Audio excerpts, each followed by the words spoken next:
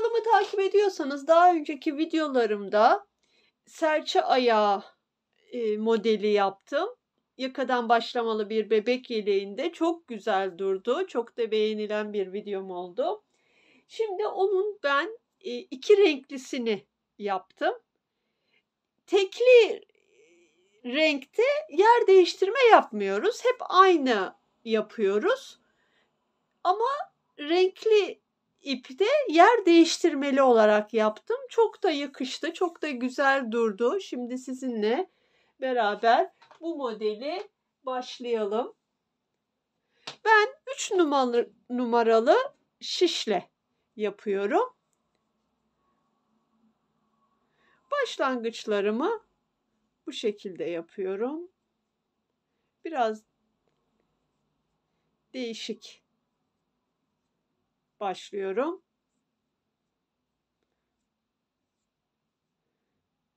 Özellikle bebek yeleklerini yakadan başlamaları değişik şekilde başlamak çok da güzel duruyor. Modelimiz 6 sırada bir değiştiriyoruz. 6 sıradan oluşuyor. Tek sayı olarak başlayın.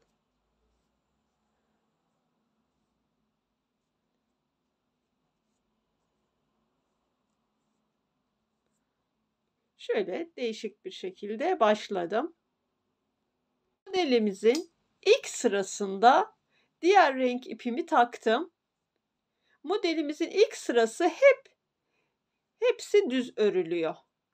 İlk sıramızı hepsini düz olarak örüyoruz.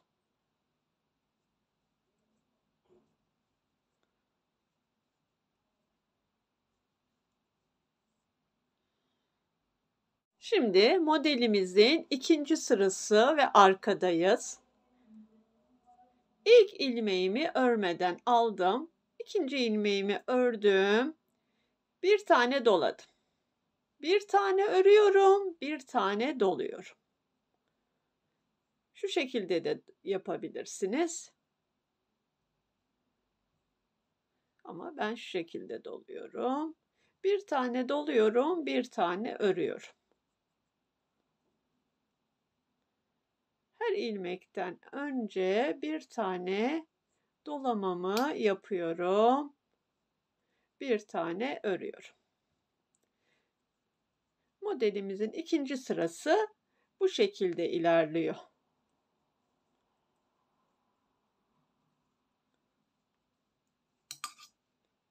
Çok da sıkmayalım. Arkadan toplayacağız. Zorlanmayalım. Şimdi doladım. Bir tane ördüm. Bir tane daha ördüm. 2 tane düz örgümü ördüm. Şimdi modelimizin 3. sırasında ön sıradayız. İlk ilmeğimi örmeden aldım.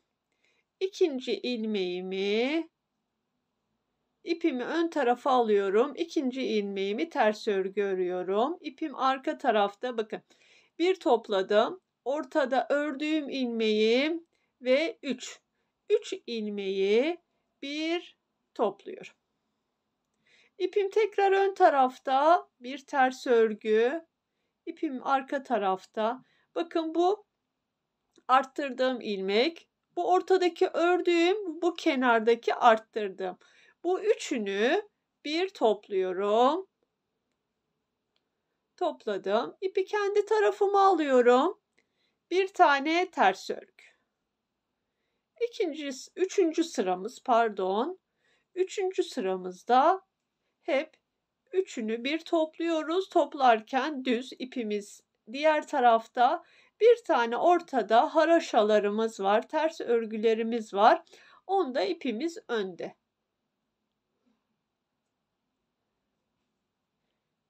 Üçüncü sıramızı da bu şekilde örüyoruz.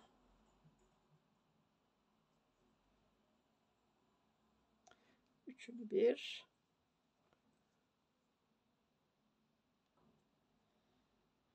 Son ilmeklerimize geldik. Üçünü tekrar bir topladık. 3 ilmekten bir ilmek çıkartamadım. 3 ilmekten bir ilmek çıkarttım. 3 ilmekten bir tane ilmek çıkarttım. Bir ters örgü ve bir düz örgü. Şimdi 4. sıramız, arka taraftayız. En sondan bir öncekini ters örmüştüm. İpim hep burada, 4. sıramızda ip hep ön tarafta. İpimiz hep ön tarafta olacak. Bir tane düz örgü, şu topladığımız ilmeği örmeden alıyoruz. Bir düz örgü, bakın bu topladığım ilmek, bunu örmeden alıyorum. İpim ön tarafta. İpimi hiç diğer arka tarafa almıyorum. Modelimin 4. sırası bu şekilde ilerliyor. Örmeden alıyorum, örüyorum. Örmeden alıyorum, düz örüyorum ve kenar ilmeğim. Şimdi modelimin 5. sırasındayız arkadaşlar. Modelimiz oluşmaya başladı. İlk ilmeğimi örmeden alıyorum. Bakın bu hep ördüğüm ilmeğim, ters ilmeğim. Ters örüyorum. Örmeden aldığım ilmeği tekrar örmeden alıyorum ama ipim arkada. Yani bir ters bir düz örer gibi yalnızca düzleri örmeden alıyoruz. Tersleri örüyoruz arkadaşlar. Bakın örmeden aldım. Bu tersi ördüm. Modelimizin 5. sırası. İpi arkaya atıyorum. Örmeden alıyorum. İpi ön tarafa alıyorum ve ters örgümü örüyorum.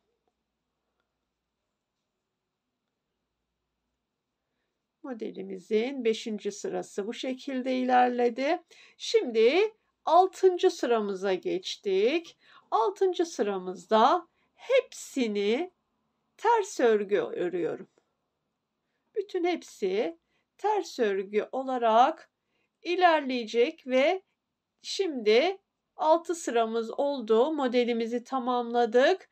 Beyaz ipimize geçeceğiz ve kaydırmamızı yapacağız. Şimdi beyaz ipime geçtim. Modelimizin ilk sırası hepsi düzdü. Hepsini düz örüyoruz. ilk sıra gibi yapmıyoruz. Şimdi kaydırma yapacağız çünkü modelimizde. İlk modelimizi kurarken iki tane ördük, ondan sonra arttırmaya başlamıştık. Şimdi öyle yapmıyoruz. Her sıranın başında bir arttırma yapıyoruz. Hepsinden sonra bir arttırma yapıyoruz. Başlangıçta ilk ilmekten sonra da beyaza geçtiğimde arttırmamı yaptım. Ama diğer rengimde yapmamıştım. Şimdi yaptık. O yüzden biterken de bir arttırma yapıyorum ve 3. sırama geçiyorum.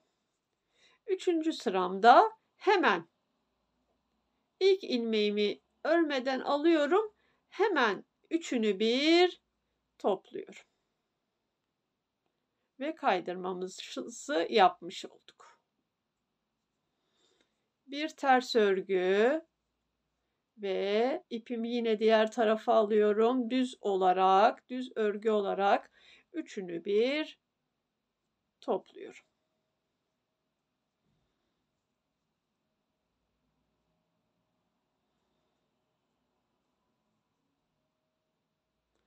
Yine aynı ilk sıradaki gibi ters 3 tane zaten belli. Ortada bir ilmeğimiz var. 2 yanda arttırması var. Üçünü topluyoruz. Başlangıcımız önemli. Bak, başlangıcımıza dikkat edersek şaşırma olmuyor. Başlangıçlarımıza dikkat edelim arkadaşlar. Ona geldim. Bakın sondan 4 ilmeğim kaldı. Üçünü bir topluyorum ve bir tane ters örgü örüyorum. Şimdi modelimizin 4. sırasındayız. İlk ilmeğimi örmeden aldım. İpimi diğer tarafa alıyorum. Bakın bu topladığım ilmek olduğu için bunu örmeden alıyorum. Bu diğer tarafta ters ördüğüm örgü. Diğer tarafta ters ördüğüm örgü, düz örüyorum. İpim hep ön tarafta. Bir tane örmeden bir tane örüyorum. Topladıklarımı örmüyorum. Ters ördüğümü bu sırada düz örüyorum.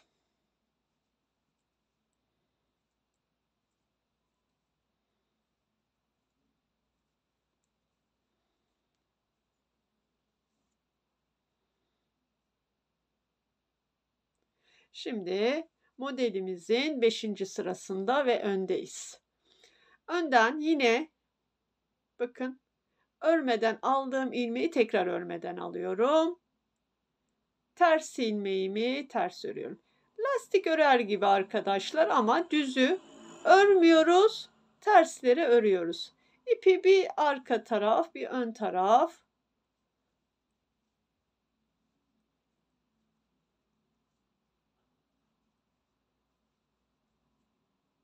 Örmeden aldım. Bakın bundan önce de örmeden almışım. Örüyorum. Ve 5. sıramda bitti arkadaşlar. Şimdi 6. ve son sıramdayım. Bundan sonra tekrar ip değişikliği yapacağım ve kaydırma yapıyoruz. Son sıram hepsini ters örgü olarak örüyoruz.